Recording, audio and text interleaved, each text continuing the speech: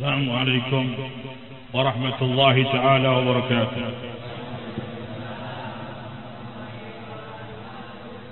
الحمد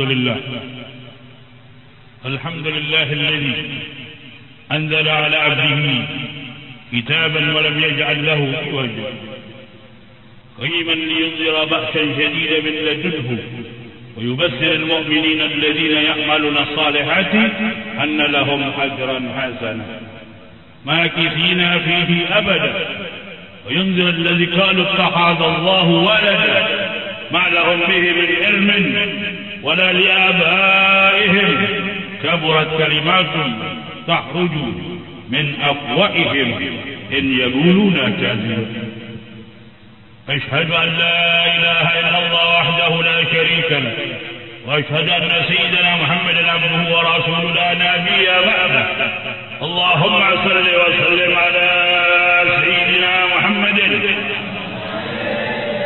الفاتح لما أغلق والخاتم لما سبق الناصر الحق بالحق والهادي إلى صراطك المستقيم وعلى آله أهل القدر ومقداره العظيم.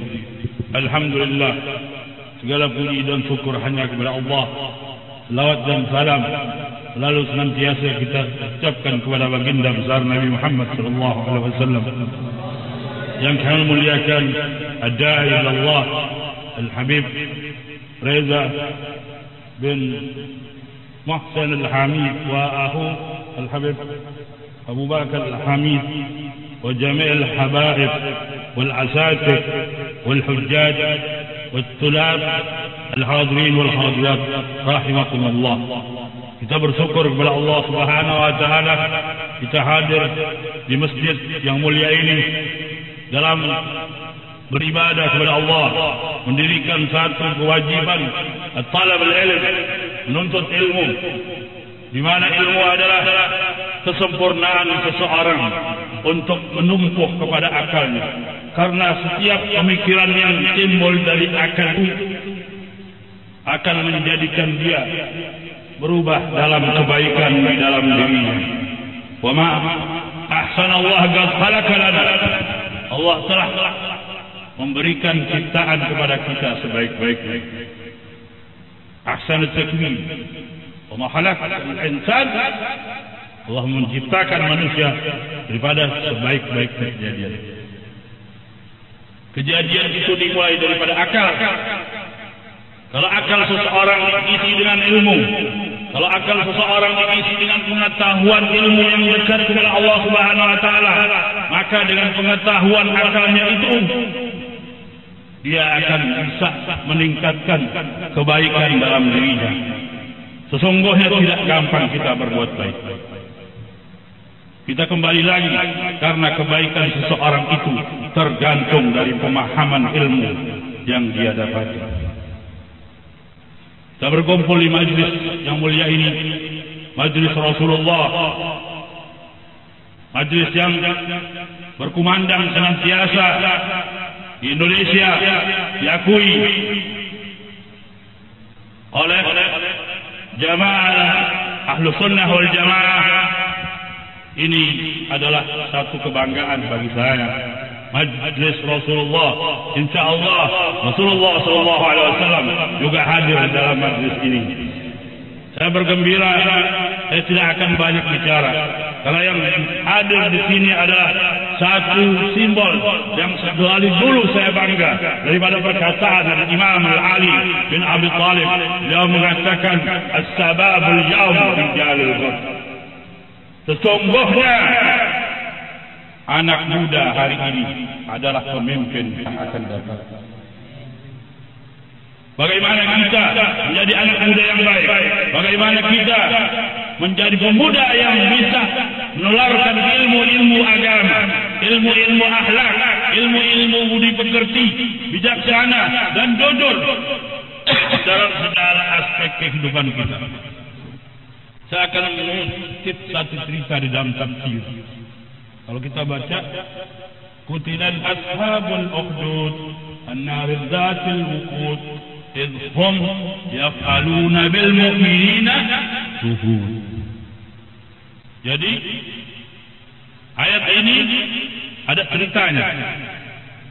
Ada seorang pemuda yang hidup di dalam satu kerajaan, di mana kerajaan itu dipimpin oleh raja kafir, raja zalim. Yang raja itu dari generasi ke generasi, dari masa ke masa mendidik anak-anak mudanya menjadi pintar, menjadi sakti untuk menjadi tukang sihir. Karena kalau sudah sakti menjadi tukang sihir, bahkan raja itu membentuk kementerian sihir. Jadi untuk membela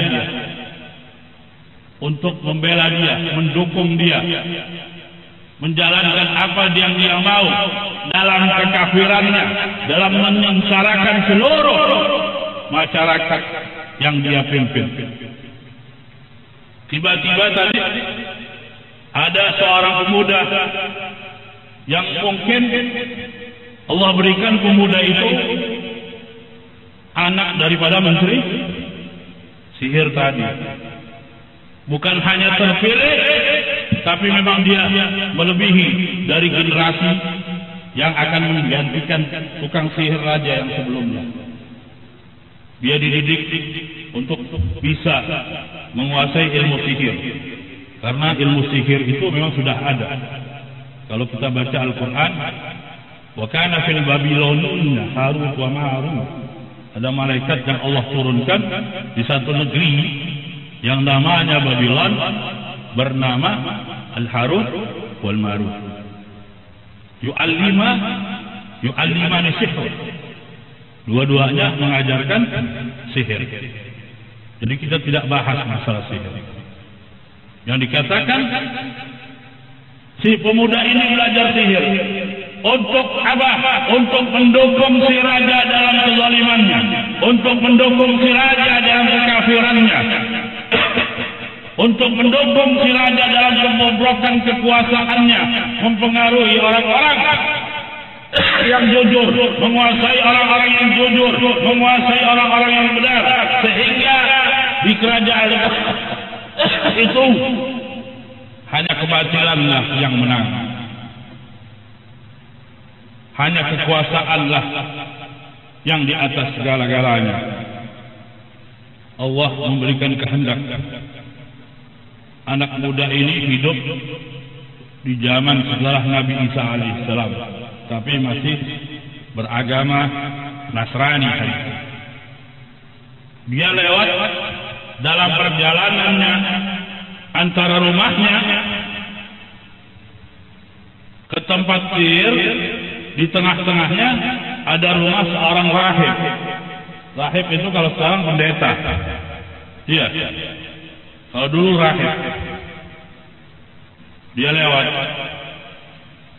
Allah membelokkan kakinya untuk melihat wajah si rahib itu. Lalu dia tertarik dengan keibadahan rahib tadi, dengan ketakwaan rahib tadi kepada Allah. Akhirnya dia punya dua kelas di situ. Satu belajar sama tukang sihir, satu lagi belajar ilmu Allah tentang Injil dan Taurat kepada si rahib tadi. Itu berjalan satu hari, satu bulan, setahun, sampai 10 tahun, karena masa habisnya daripada seseorang harus dilantik sebagai tukang sihir raja, dilantik sebagai tukang sihir raja untuk zalim dan lain sebagainya. Terjadi dalam satu kepulangan si anak muda tadi menuju rumahnya, dia sudah selesai, dia sudah menimba ilmu dari si tukang sihir 10 tahun, dia sudah menimba ilmu dari si ahli ibadah, ahli kitab tadi 10 tahun. Ada satu binatang yang buas, mungkin seperti banteng ngamuk. Ya, moncongnya keluar asap, seluruh orang kabur, takut. Dia pun takut. Dia bingung apa yang harus dia lakukan, apa yang harus dia kerjakan. Lalu dia berkata, "Ya Allah, hari ini aku tiba pada satu penentuan. Mana yang lebih baik daripada ilmu yang aku telah terima daripada kedua ilmu ini? Ilmu yang aku pelajari daripada tukang sihir, apa ilmu dari si rahib tadi yang ahli kitab? Maka engkau buktikanlah kepada binatang tadi." Lalu dia beranikan dirinya maju, lalu binatang itu tunduk kepada ilmu yang dia pelajari dari rahib. Mulai timbul dalam dirinya satu keyakinan dari apa yang selama ini dia telah pelajari, bahwasanya kebaikan yang dia pelajari dari rahib itu sudah membuahkan satu hasil, dan pelajaran yang selama ini dia pelajari dari tukang sihir itu tidak mendatangkan hasil. Dia yakin kalau udah ada peristiwa gitu, orang-orang pada tahu, jadi apa dia? Jadi selebritis langsung ya. Bisa nahlukin banteng nyamuk ditahlukin, jadi selebritis. Orang datang sama dia. Kau punya ilmu apa? Aku punya ilmu, yaitu menyembah kepada Tuhan yang satu, yaitu Allah. Bukan Tuhannya raja itu, bukan kezaliman tukang-tukang sihir yang membantu kejahatan raja itu dengan tipu dayanya, dengan hasutannya mempertahankan kekuasaan raja itu, dengan mempertahankan perbuatan atas diamnya kita terhadap kezalimannya. Aku hanya menyembah Allah Subhanahu wa taala. Aku belajar ilmu hanya kepada Allah, tawakkal kepada Allah. Bismillah tawakkaltu 'ala Allah wa la haula wa la quwata illa billahil aliyil azim. Akhirnya bingung, dikirim, dibujuk dia. Hei pemuda, kamu ini kan anaknya menteri. Kamu tahu sendiri, dari dulu orang yang menentang kekuasaan raja mati, tidak ada ampun, mati. Karena kamu adalah pernah kita didik, karena kamu adalah harapan kita, karena kamu dirayu dengan kebaikan, karena kamu adalah orang yang terbaik di antara kita, karena kamu masih keturunan salah satu menteri daripada menteri-menteri tukang sihir. Sadarlah kamu, tobatlah kamu, jangan kau lawan raja. Tinggalkan Tuhanmu, tinggalkan gurumu yang ahli kitab tadi. Dia tetap mengatakan Allahu Rabbi, hanya Allah Tuhanku. Aku percaya hanya kepada Allah, tidak kepada raja, tidak kepada tukang sihir, tidak kepada semua perbuatan zalim kalian. Udah habis pikir, dibawa nih pemuda, ini pemuda ke atas gunung, dilempar dari jurang, ya, selesai ditinggal. Besoknya ada lagi dia di rumahnya, bingung.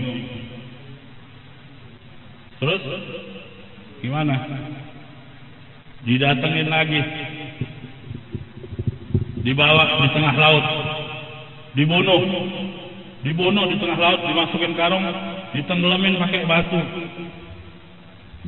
dengan yang berat, diikat kencang. Besoknya ada lagi di rumahnya. Sampai sekian banyak raja ini bersiasat untuk membunuh pemuda ini, kehabisan cara. Akhirnya raja ini tanya, sudah nyerah, saya pemuda, aku nyerah. Aku tanya sama kamu, bagaimana cara membunuh kamu? Ya, orang zalim udah nggak bakal tobat. Jangan sampai kita punya prasangka baik sudah sama orang zalim. Salah. Sampai dari kezalimannya dia. Dan jelas ada. Innallaha ya'murukum bil adli wal ihsan. Dan jelas. Allah memerintahkan kita untuk berbuat adil dan terusannya gimana? Innallaha ya'murukum bil adli wal ihsan wa itazil qurba wa yanha 'anil fahsya'i wal munkar. Tuh, jelas. Wal bagi. Jelas. Ini masalah kezaliman. Allah haramkan kezaliman. Jadi kalau orang sudah berbuat zalim, udah jangan diharap lagi dia akan kita husnuzon dia jadi baik. 0-0. Nggak ada. Sampai ditanya sama raja itu, saya lagi menceritakan tafsir. Bukan saya punya akal sendiri. Sampai ditanya bagaimana cara aku ini membunuh kamu supaya kekuasaanku tetap langgang, lancar. Udah, gampang. Kau jangan susah cara bunuh aku. Kau kumpulkan seluruh rakyatmu, ya, bikin satu parit, taruh aku di tengah-tengah parit. Dan kutilal ashabul ukhdud an-nar datul wuqud izhum yaf'aluna bil mu'minina su'u. Digantung di situ, diikat. Kau bunuh aku dengan panah. Dibuang ke jurang nggak mati. Dibunuh di lautan, dikasih binatang buat nggak mati. Masa siapa panah mati? Benar. Tapi ada syaratnya. Apa syaratnya? Kau sendiri yang bunuh aku dan kau mengucapkan aku membunuh pemuda ini dengan nama Rabbun Hadal Sabab. Aku membunuh pemuda ini dengan nama Tuhan pemuda ini. Oh, gampang. Mau dia. Tuh. Orang zalim tuh.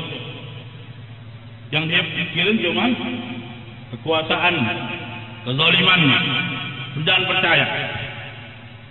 Kumpulin orang yang takut sama dia, pendukungnya dia yang puluhan tahun, semuanya dikumpulin. Saksiin nih, ini hari saya menang. Ini hari saya bakal bisa bunuh nih pemuda. Dia panah dengan satu panah yang sudah dipersiapkan. Dia luncurkan, dia teriak, aku bunuh pemuda ini dengan nama Tuhan. Pemuda tancap pas di lehernya. Ada sebagian mengatakan di dadanya. Lalu pemuda itu mati syahid, mengembuskan napasnya dan meninggal dengan mengucapkan asyhadu an la ilaha illallah. Habis itu gimana? Yang lihat gimana? Yang hadir gimana? Timbul di akal-akal mereka satu keyakinan bahwasanya yang paling benar adalah Tuhan pemuda ini, bukan si raja. Inilah satu pemikiran yang Allah ajarkan kepada kita tentang kejadian-kejadian di masa lalu, agar kita bisa hidup sebagai pemuda, mempunyai satu daya pikir yang baik, mempunyai semangat yang baik, sehingga dikatakan dalam tafsir itu, keluarlah dari parit-parit itu, karena hari itu dibakar parit itu, orang yang semuanya beriman kepada pemuda itu, berikut tukang sihir, berikut pengikut raja, beriman kepada tukang sihir, kepada si pemuda itu, lalu mau dibakar sama raja.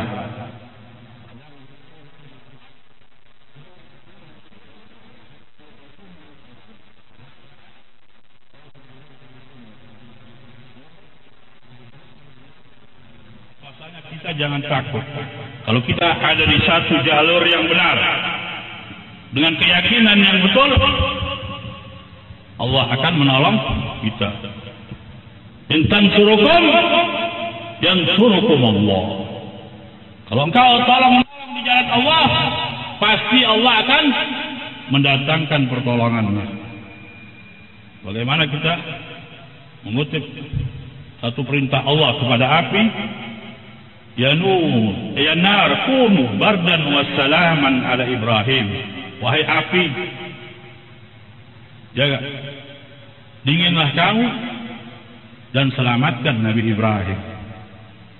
Api saja diperintah sama Allah untuk membela kebenaran seseorang atau nabi atau siapapun yang dia yakin dia duduk di tempat ini untuk menuntut ilmu Allah, untuk menghormati para guru, untuk menghormati para ulama, untuk terus berjuang dalam keyakinan iman dan Islamnya, maka insya Allah Allah akan mendatangkan pertolongan kepada kita semua. Inilah yang dapat saya sampaikan. Kurang lebihnya saya minta maaf. Walakum minkum. Wassalamualaikum warahmatullahi taala wabarakatuh.